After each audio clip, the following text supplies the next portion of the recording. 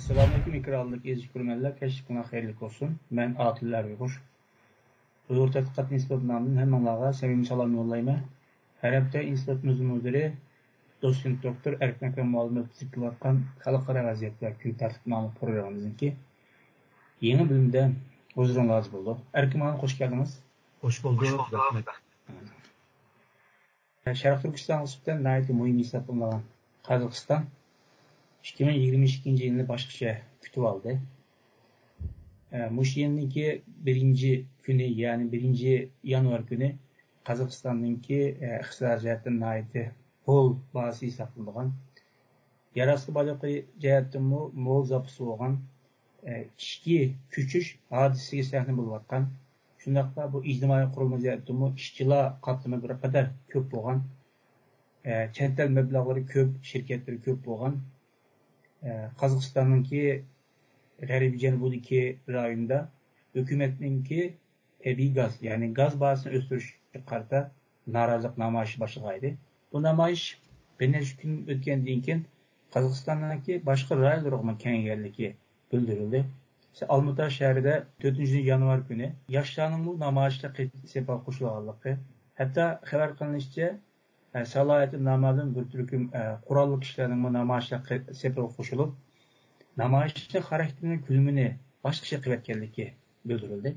Hatto Almaty va boshqa shaharlarda hukumat binolarininki bulanqilan uchirganligi, mashinalarniki, ish o'rinlarininki kuydirilganligi, o't qo'yitilganligi xabar qilindi. Hatto bunun qarata hukumat gaz bahasini burun qalib keltirdi, ya'ni 60 teginga qaytadan yondirib kelgan bo'lsa-mu, lekin namoyishlarninki norozilikqa qat'iy chiqmadi. Hatto davlat raisi hukumatninki istifosini qabul qildi. Hamidan muhimi 30 yildan beri davlatni boshqarib kelayotgan Nursulton Nazarboyevmi milliy guvanlik kengashidan istifa berishga majbur bo'ldi. Xabar qilinishicha Nursulton Nazarboyev bu voqealarga qarata hech qanday bir hozirgacha inkos bildirmagan yoki sukut qilib turganligi bildirildi. Davlat raisi To'qayev vaziyatning amalligini qo'llash, uning giposhilib etgan vaqtida namoyishlarni besiqtirish uchun Rossiya, ya'ni bexatarlik shartnomasi doirasidagi askarlarni VZPga, ya'ni Qozog'istonga chaqirdi. Bu doirada Rossiya 1500 dak askar yetgan bo'ldi.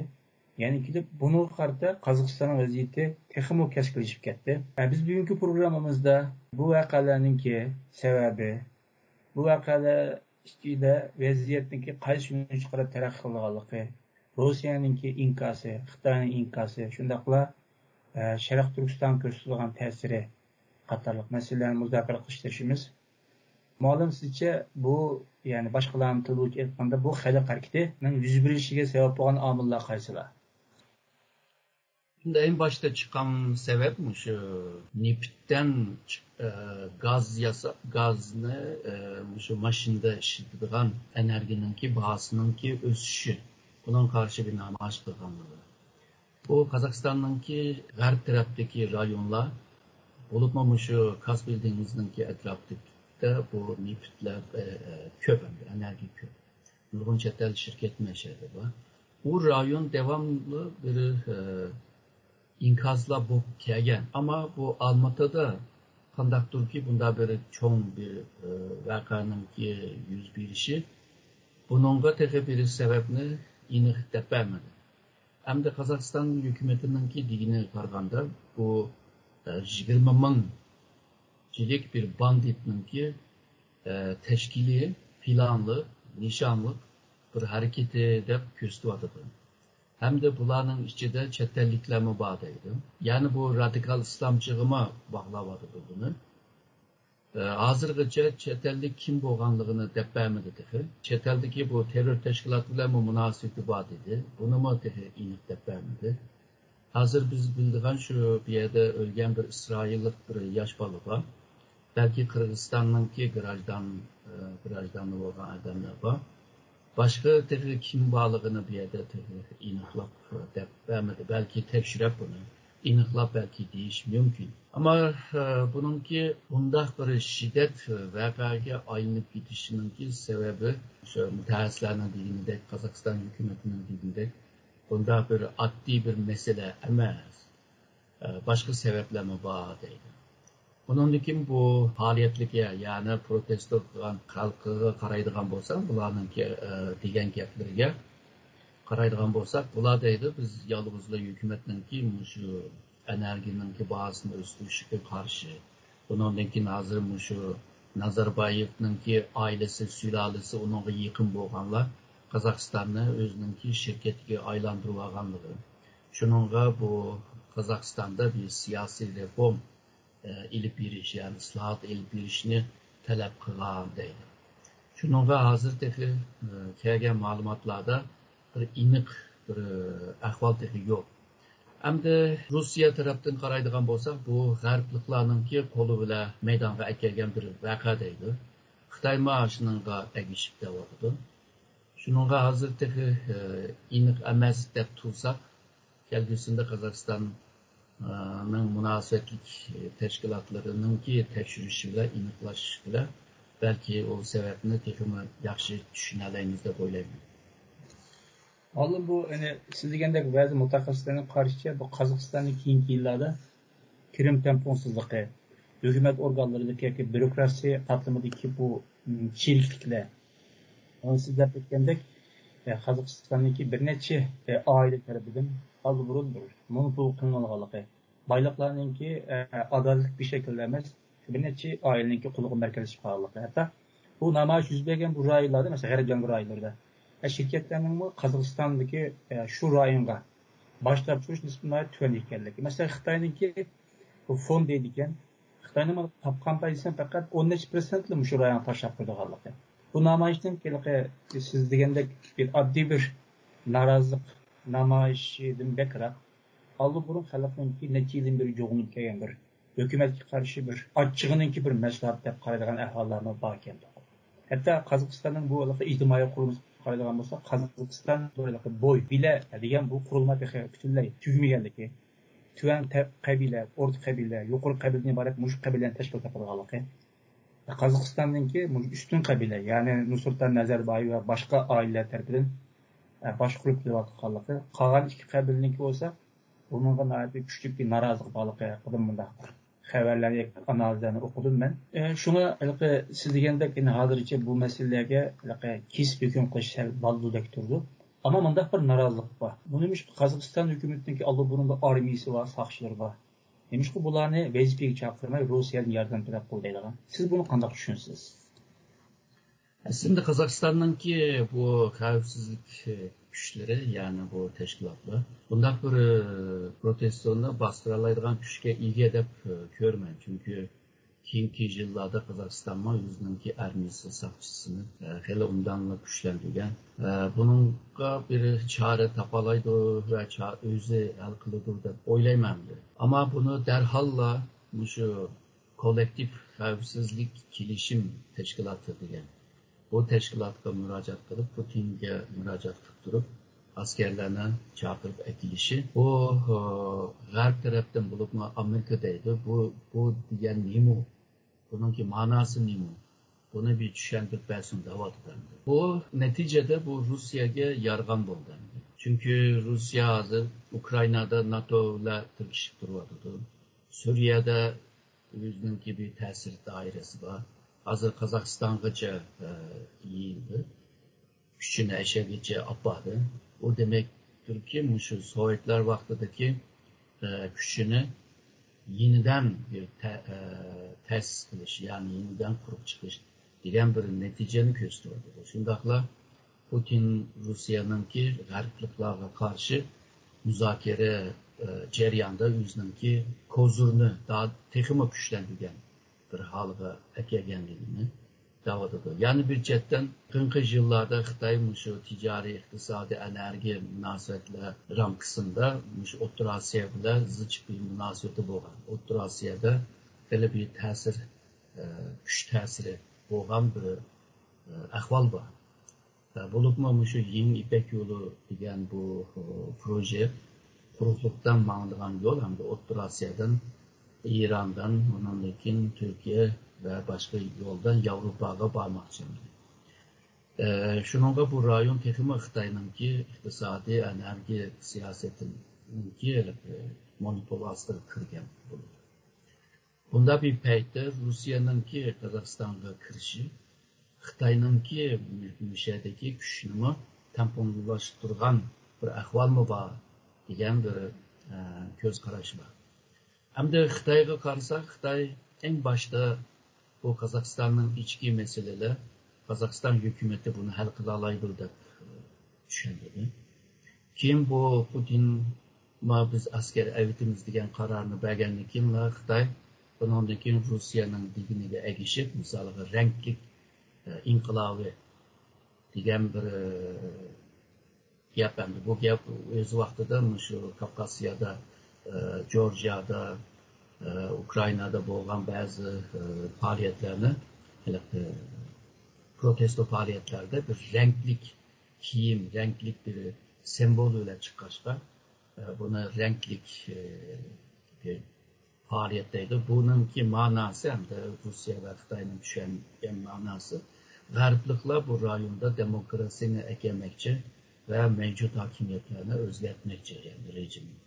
Şunun Xitay'ma şu Rusya'ya ekişip bir yerdimi renklik bir inkılabınınki planını icra qilganligini da'votidir ve shundaqla hiçbir chet el kuchlar Qozog'istonga qo'l solamaydi.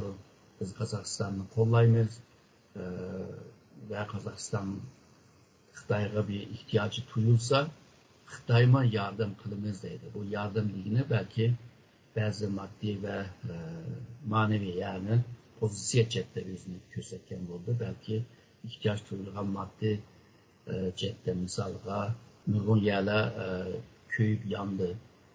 Onunki ziyanları var. Belki Xitoy chetdan bir yardım qilishi mumkin. Ama Xitoyning pozitsiyasi bu Rusya bilan o'xshash. Qozog'iston hukumatini qo'llagan bir pozitsiyada. Yana yig'ib kelganda bu yerda bir g'arbliklarni qo'l solgan bir ahvol bor. Qozog'iston, Rusya va shundaqla bu Xitoy birlikda bu yerni xavfsizligini qo'llash uchun bir hamkorlikninki bir ishbirligiga kirgandek turdi hozir vaziyat. Hozir bu Qozog'istonniki bir siyosiy aktivliklar amaliyotda O'zbekiston, Qirg'iziston, qisqasi O'rta Osiyo davlatlarininki hokimiyat shakliga farqlanmaydi. Bu Qozog'istondagi bu xalq harakati O'rta Osiyodagi boshqa davlatlar kengayishga ehtimoli bormi yo'qmi? Bununki ihtimali hemen buludu diyemeyim ama uzun müddette bu buludu. Çünkü bazı hakimiyetler özünü ıslahat kılmagan takdirde, yeni bir siyasetlerini ilip bağmagan vaxtıda, halkınınki taleplerine cevap vermeyen vaxtıda, bunda ahvalda mavi protesto faaliyetlerinin çıkışı normal emdi. Bu bütün dünyada şimdi. Şununla bunda ahval başka cumhuriyetlerde meydana kilemdi. Bununki ihtimali var. Ama şu günü veya şundak buludu deyiş hazır biraz baldır. Onundan başka Afganistan'daki xavfsizliği tehi mukumlaşkan bir ahvalda emas. Bir yerde yani Tacikistan ve Kırgızistan'daki iktisadi naçarlığından ve şundakla Xitayga bo'lgan qarznınki bağansırı köpeyişi bilen birlikte bu yerdeki halkma özünki hükümetinden narazı bildirip aldı. Ama bunda çok kölemde bir faaliyetini ilip bağını yok, küçük faaliyetler var. Hem de Kırgızistan'da Rusya'nınki bir armi bazısı var. Hazır Kazakistan'a kirgen oldu. Burun şu Tacikistan bilen bir harbiy chetda bir kelishimni imzolaşgan 2016'da. Shuningga bu Tojikistondami uningki Rusiyaning askari u yerga kiralishningki bir kelishimdan tupayli kiralishningki imkonlari bor demoqchi. Uningdan boshqa shu O'rta Osiyoda bir Xitoyning boshchiligida qurilgan Shanxay hamkorlik tashkiloti bor. Shanxay hamkorlik tashkilotininki moddalarida, ya'ni bu nizomnomasindagi moddalarda harbiy kuch bilan bu yerdeki tinchsizliklarni tinchlik holiga akilish, muqimligini qo'g'dash deb bir modda yo'q. Ama Rusya'nın başçılığında kurulan kolektif xavfsizlik kelişim teşkilatı var. Bu teşkilatın nizamnamasında harbiy kuch bilan yardım qilib bo'ldi deydigan bir nima bor, modda bor. Bu burun misolga Qirg'izistonda ish qitim shunday cho'ng protesto faoliyatlar bo'lgan. Bununla ben degan her iki teşkilat bununla müdahale qilmadi, yani aralashamadı. Ama bu da Kazakistan'da meydana gelen bu faaliyetine karşı Rusya degan kolektif xavfsizlik teşkilatı, kolektif xavfsizlik kelishim teşkilatını hareketga solgan bo'ldi.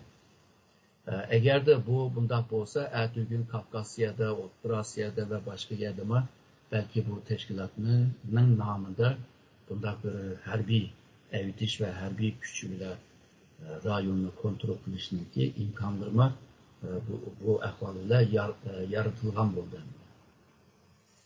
Hozir yeni bu Qozog'istondagi xalq harakatniki yoki hozirgi ahvolga qaragan vaqtida undaq bir taxminlar bor ekan.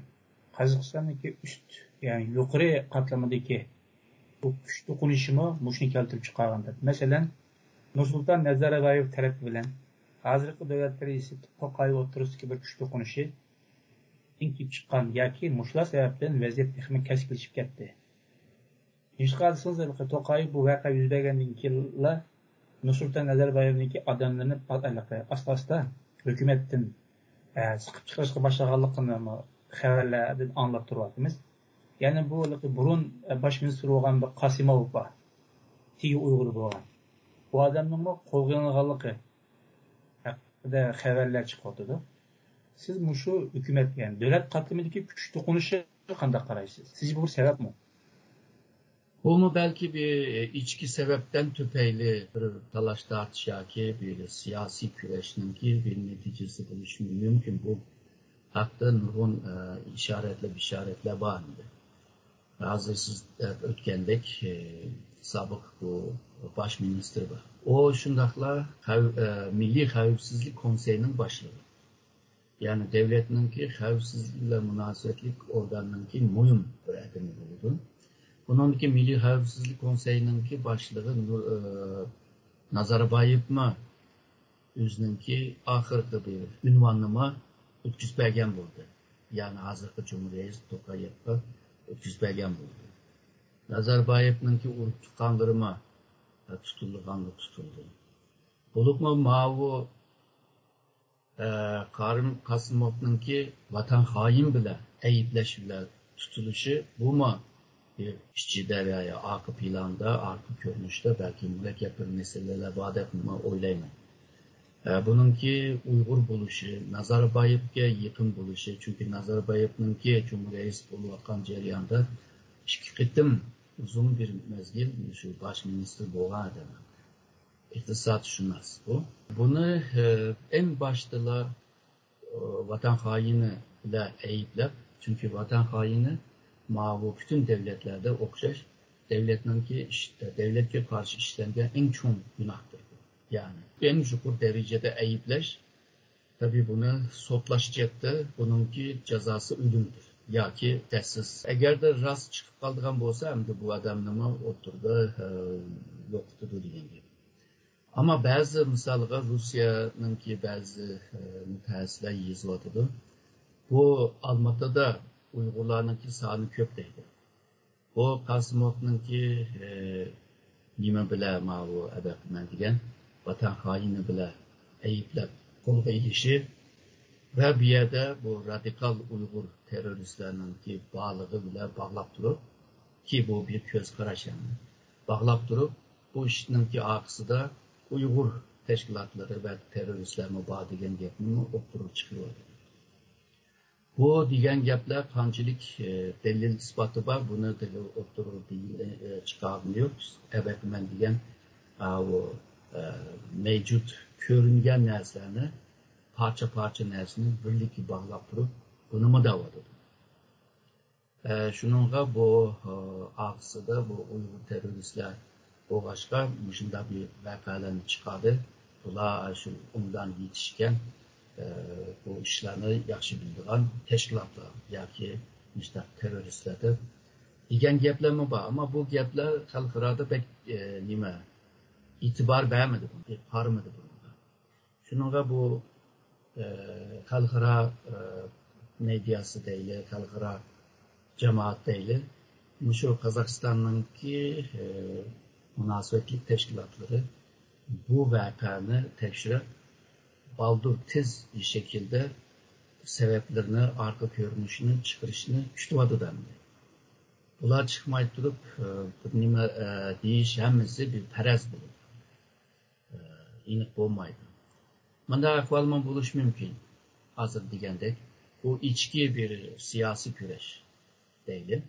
Ondakta mevcut bazı güçlerden faydalanıp bu işini çoğaltkan buluş mümkün. İçki bu güreşten galplik bilan chiqish uchun Tokayev Putindan yardım istegendi.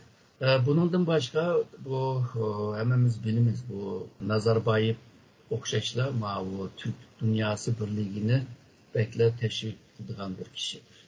Ve onun teşvik qilishi bilan bir necha şu Türk dünyasını bir necha teşkilatlar qurilgan. En ahir qurilgan bo'lsa Türk Devletler Teşkilatı deb teşkilat kuruldu. Bu teşkilat kurulgan takdirde Muşu Yavrasya'nın merkezinde bir güç, yeni bir güç peyda buldu. Bu Rusya'ya ziyan, Xitay'a ziyan. Xitay en baştalı dedi. Bu güç kurulsa rayondaki xavfsizliğini bozudu oldu. Xitay inik dedi bunu. Rusya'da bu gapni deganlar mı var? Yani Rusya'nın ki O'rta Asya'daki menfaatdagi ziyan buyurdu. Ama bu yukarı seviyedekilerden bunda gaplar kemdi.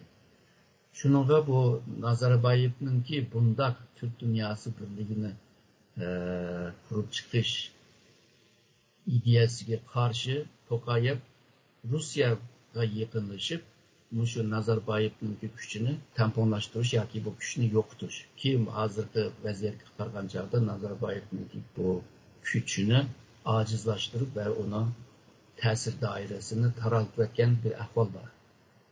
Bununla qarab turib, hazırki men degan Nazarbayev'nin ki siyasi düşüncenin yaratgan jeopolitik tamponsuzluk ahvalıga karşı şunda bir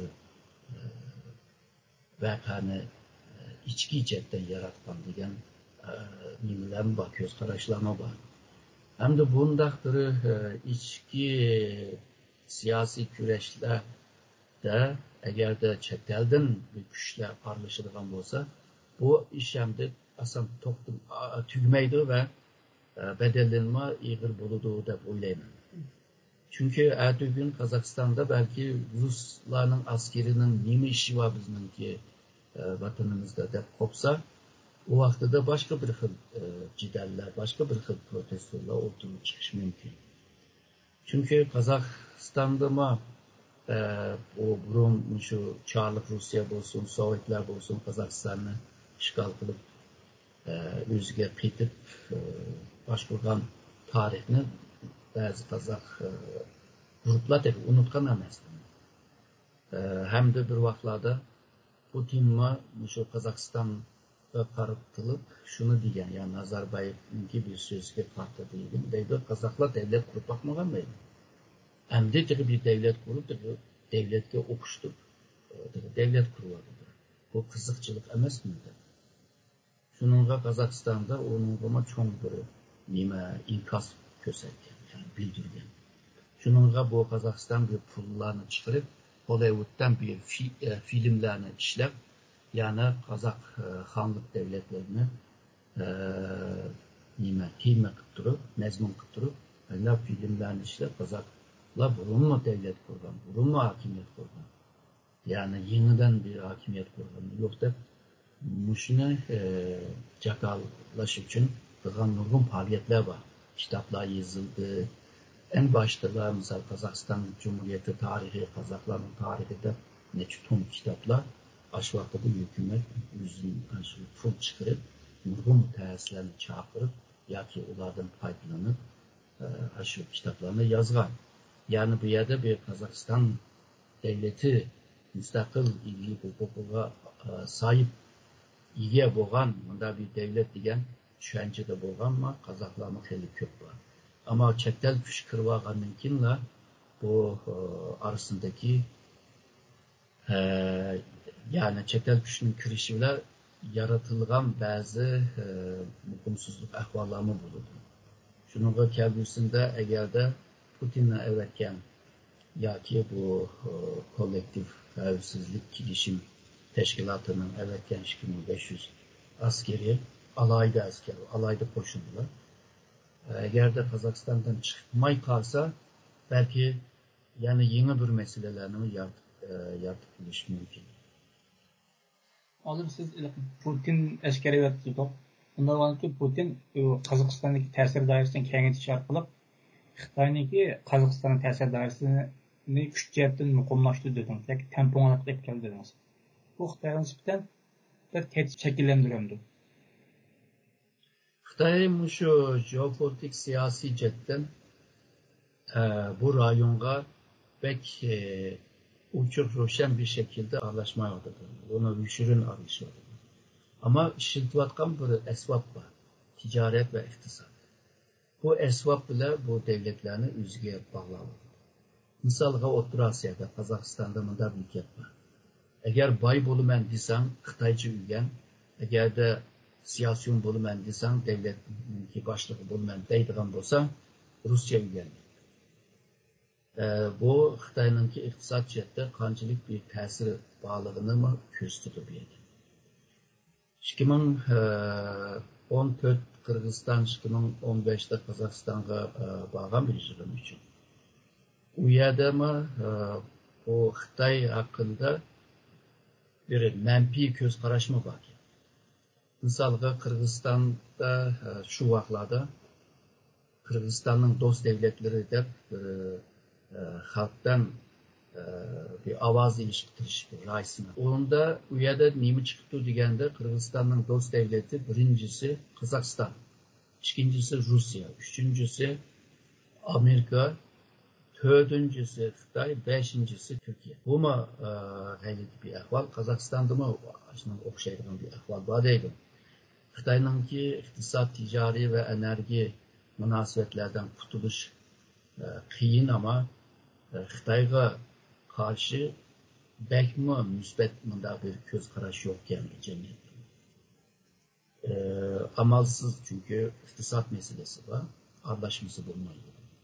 Aslında Qozog'iston bo'lsin, Qirg'iziston bo'lsin, bu yerda bir muqimsizlik ahvollar chiqqan vaqtida bularninki boshda murojaat qildigan davlat yoki Qirg'izistonninki chiqim vaqa bo'lgan vaqtida bularninki reislari Başkan yerimiz Rusya. Bu da mı şu Rusya'dan yardım istedim. Demek ki işe gün düşken vaxtıda yani şu Rusya'ya müracaat kıldı. Xitayga emas. Xitay bu Rusya'nı da siyasi cihetten aşikare bir şekilde anlaşmaydı deb o'ylayman. Bu siyasi göz qarashdan tüpeyli. Bu da mı şu Rusya'nın yanında o'rnini ektirib Rusya'nın siyasetini qo'llab turib, yine şu Orta Asya'da ta'sir kuchini devam qildirishda bir siyasetini belgilagandek turdi. Bu hozir Qozog'istondagi vaziyati boshqacha bo'lib ketdi. Onunki Qozog'istondagi bu xalq artiklari, balkim Orta Asya'dagi boshqa rayonlarga kengash ehtimoli azroq bor deb faraz qilyapmiz. Shu ahvollar Xitoyninki bu strategik qurilishi bo'lgan Yeni İpek layihasiga ta'sir ko'rsatish ehtimoli bormi?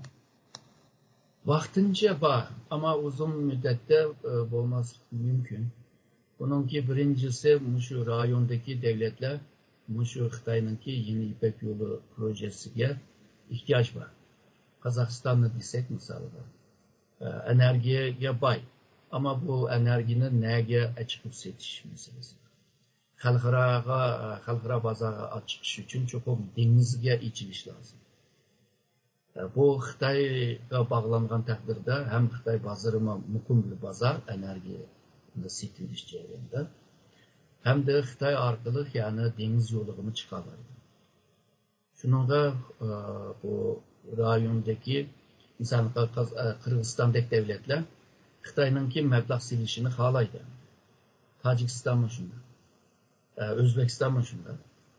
Şununla bu rayon devletler Xitay'ını isteydi. İkincisi Rusya mı malum bir seviyede, malum bir ölçüde onu mu isteydi?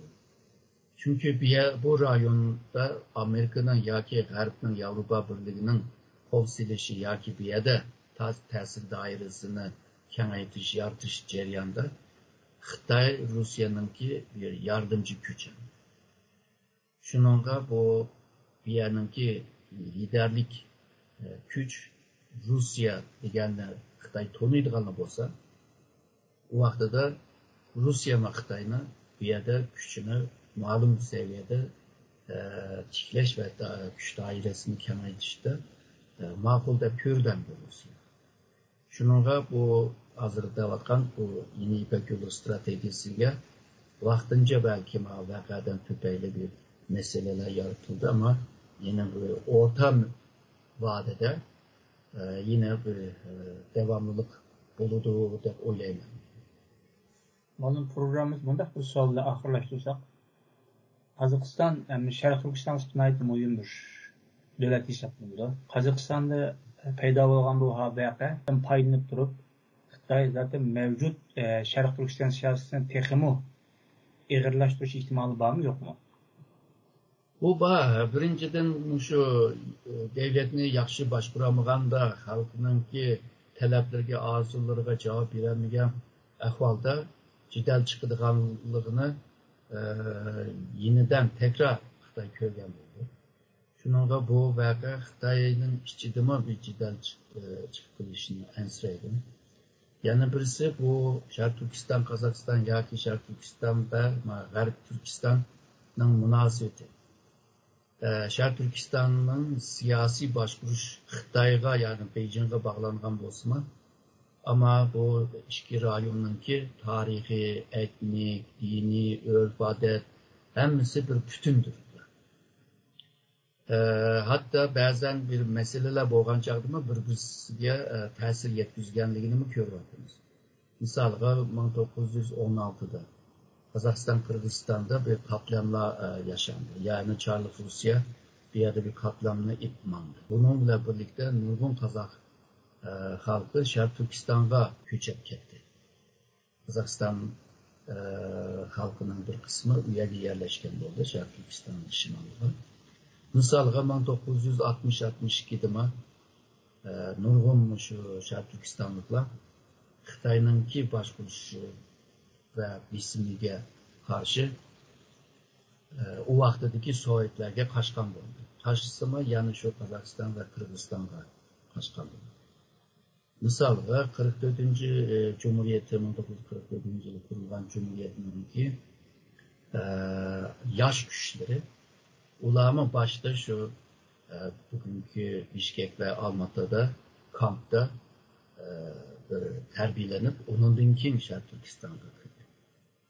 O vaxtada ticari, medeniyet, bu münasebetler koyuktu. Demekçi boğunun Orta Asya'da bir vaka çıksa Şarkı Türkistan'da, Şarkı Türkistan'da bir vaka çıksa Orta Asya'nın tesir kılalaydı.